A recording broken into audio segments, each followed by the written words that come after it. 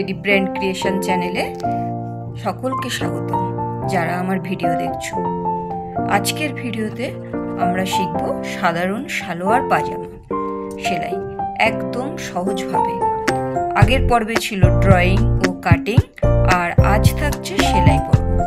চলুন শুরু করি। আমার এখানে 2 মিটার কাপড় লেগেছে।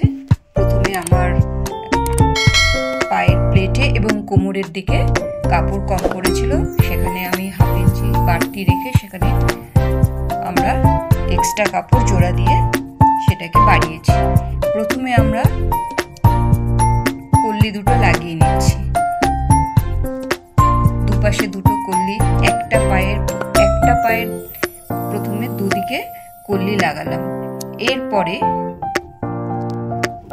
কল্লি লাগানোর পরে আরেকটা পার্টকে দুটো জোড়া দেব।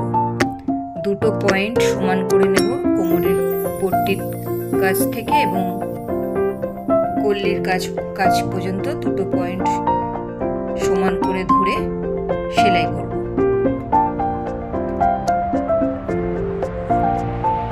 এই সালোয়ার পাজামা খুবই সহজ। এটা ওই ছেলেদের পাজামার মতনই, একদমই সাদামাটা সহজ সালোয়ার পাজামা। দুদিকে সেলাই হয়ে গেল। এই সালোয়ার পাজামা একদমই অর্ডিনারি পাজামা, ঘরে পরার জন্য খুবই উপযুক্ত। এখানে কাপড়ে কোনো পট্টি থাকবে না, কোমর পট্টি থাকবে না, একদমই সাদাসিধে সহজ পাজামা। এটা আমাদের ঘরে পরার জন্য খুবই সুবিধা। সালোয়ার তো অনেক রকমের হয়, এটা একেবারেই সালোয়ারের প্রথম ধাপ।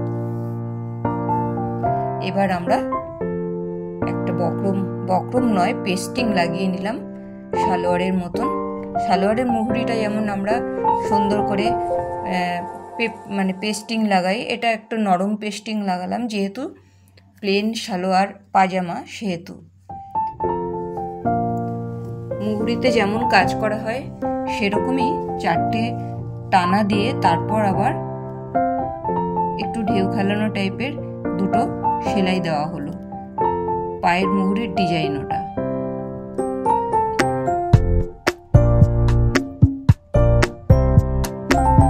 দুই কোণা সুন্দর করে কেটে এবার আর একটা পায়েও সেম ভাবে পেস্টিং লাগিয়ে নিয়ে সেলাই করা হচ্ছে। সালোয়ার অনেক রকমের হয়, এটা হচ্ছে সালোয়ারের প্রথম ধাপ। যারা নতুন শিখছো তাদের জন্য খুবই সহজ মনে হবে। এটা করতে পারলেই এরপরে যখন আরো বিভিন্ন রকমের সালোয়ার তৈরি হয় সেগুলো করা খুবই সোজা হবে।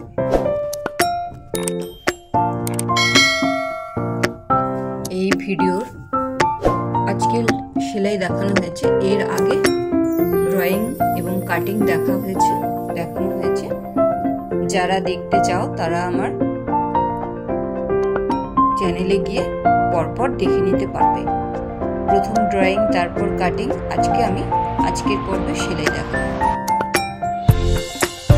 আরো সুন্দর সুন্দর ভিডিও যদি দেখতে চাও তোমরা অবশ্যই পাশে থেকো, সাবস্ক্রাইব করো, লাইক কমেন্ট করো, তবে আমি আগামী দিনে অনেক ভালো ভালো ভিডিও দিতে পারবো। তোমরা পাশে না থাকলে আমি হয়তো পারবো না দিতে, পাশে থাকলে অবশ্যই পারবো। যার যা জানবার ইচ্ছা আমাকে মেসেজে জানাবে, আমি অবশ্যই তার উত্তর দেব। প্যান্টের বেল্ট 1/2 ইঞ্চি করে মুড়ে নিয়েছি, তারপরে তাকে প্লেটটা আবার মুড়েছি, কারণ 1/2 ইঞ্চি করে মুড়ে নিলে হয় কি সুবিধা হয়। তাহলে যখন বেলটা আমি সমান করে ভাঁজ দেব, সেই ভাঁজের সময় কোনো অসুবিধা হবে না। আমি যদি যাদের পাকা হাত তারা একবারে করে নিতে পারে, প্রথমে অল্প একটু মুড়ে নিয়ে 1/2 ইঞ্চির মতো মুড়ে নিয়ে তারপরে ভাঁজ দিতে পারে। কিন্তু যাদের নতুন যারা, তারা প্রথমে 1/2 ইঞ্চি মুড়ে নিলে সুবিধা হবে। হাফ ইঞ্চি মোড়ার পরে তারপরে বাকিটা প্লেটটা দিলে ভালো সমানভাবে হবে, সমানভাবে বসে যাবে। এরপর আমি যেখানে দড়িটা বেরোবে সেই দড়ির জায়গাটা ছোট ছোট একটা 1 ইঞ্চি মতো ফাঁকা রাখছি, যাতে আমরা দড়ি পরিয়ে ওখান দিয়ে বার করতে পারি।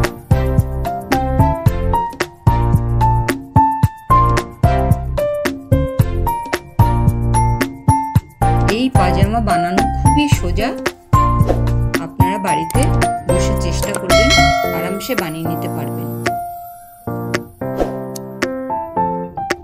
কোথাও যেতে হবে না, খালি ঘরে একটা মেশিন থাকলেই নিজেরা নিজেদের ড্রেস তো তৈরি করা যাবেই, সঙ্গে যদি চিন্তা ভাবনা থাকে বাইরের কাজ করব আরামসে করা যাবে, ঘরে বসে কাজ করা যাবে।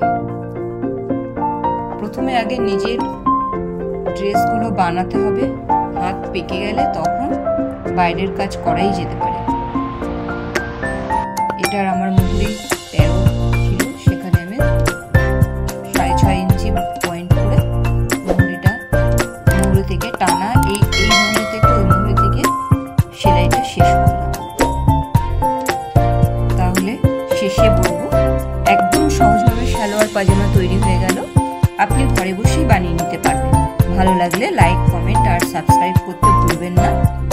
আর যদি কোনো কোয়েরি থাকে আমাকে অবশ্যই মেসেজ দেবেন, আমি সেই মেসেজের উত্তর অবশ্যই দেব। আর এর পরের ভিডিওতে একটা ভালো নতুন ডিজাইন আনতে চলেছি, আপনারা সাথে থাকবেন অবশ্যই। আজকে মতো চললাম, আজকে এই পর্যন্ত। আগামী ভিডিওতে আসছি আমি।